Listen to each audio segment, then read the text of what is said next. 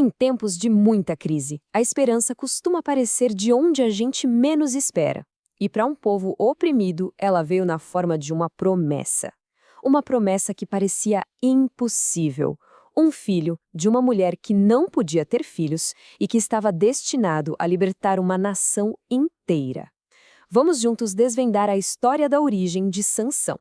Olha, para a gente entender o tamanho do que foi essa promessa, primeiro a gente precisa mergulhar fundo no cenário da época, que era de puro desespero. O pano de fundo para o nascimento de Sansão é uma opressão longa e, nossa, muito dolorosa. E tudo começa com esse número, um número que carrega muito simbolismo: 40.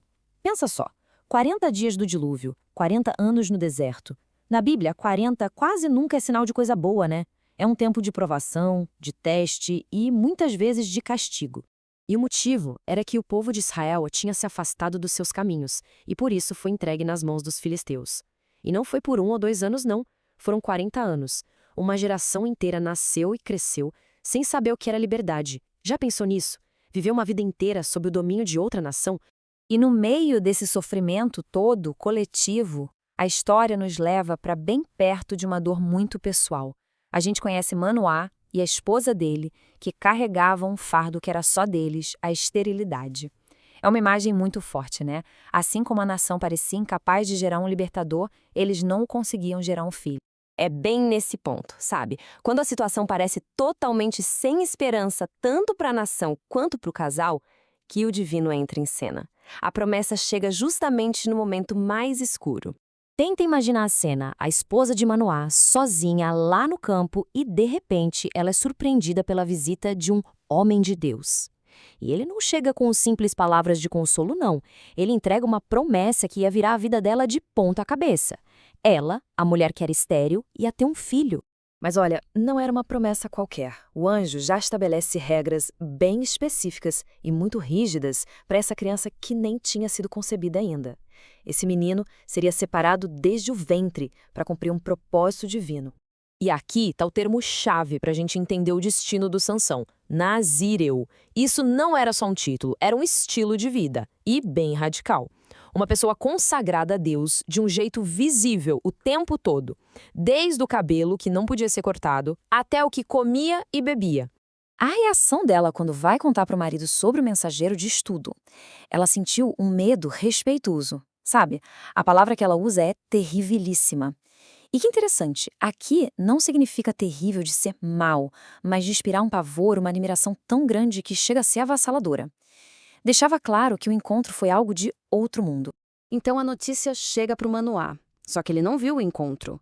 Ele só ouviu o que a esposa contou. E a reação dele agora é fundamental para o próximo passo da história.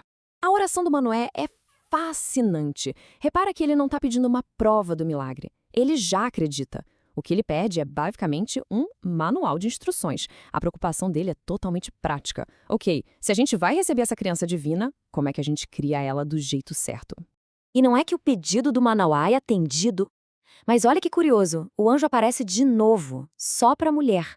A cena é pura urgência. Ela sai correndo, chama o marido e agora sim, finalmente, Manoá vai ficar cara a cara com o mensageiro divino. Ali, frente a frente com o anjo, Manoá faz a pergunta crucial. Ele não quer saber só das regras, do que pode ou não pode fazer, ele quer saber do propósito. Qual vai ser a missão dessa criança? Qual o serviço dele? E a resposta do anjo é surpreendente. Ele não traz nenhuma informação nova para o Manoá. Ele simplesmente confirma tudo o que já tinha dito para a esposa, colocando a responsabilidade sobre ela. E com isso, ele valida a mulher como a principal mensageira daquela promessa. Agora a coisa vai mudar de tom. Aquela conversa cheia de mistério está prestes a se transformar num espetáculo inesquecível. A verdadeira identidade do mensageiro vai finalmente ser revelada de um jeito impressionante. O Manoá, ainda tentando entender com quem ele está falando, faz um pedido muito humano, muito direto. Ele quer saber o nome do mensageiro. Queria saber a quem ele ia honrar quando a profecia se cumprisse. A resposta do anjo é um dos pontos mais enigmáticos e bonitos dessa passagem. Ele não dá um nome. Ele descreve a própria natureza. É como se dissesse: meu nome é maravilhoso. É algo que está além do que a mente humana consegue compreender. E aí vem o grande momento. O clímax visual da história. Manoá prepara uma oferta, um sacrifício. Mas o mensageiro não come.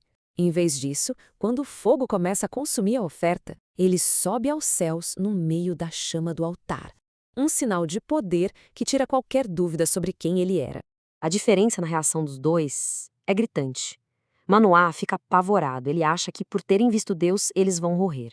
Mas a esposa dele, com uma lógica afiada e cheia de fé, argumenta de um jeito brilhante. Peraí, se Deus quisesse nos matar, por que ele aceitaria a nossa oferta e nos daria essa promessa toda? Ela se mostra ali a âncora de fé e de razão do casal. Com a identidade do mensageiro confirmada e o medo acalmado pela fé, o caminho estava livre. O caminho estava pronto para que a promessa finalmente se tornasse realidade.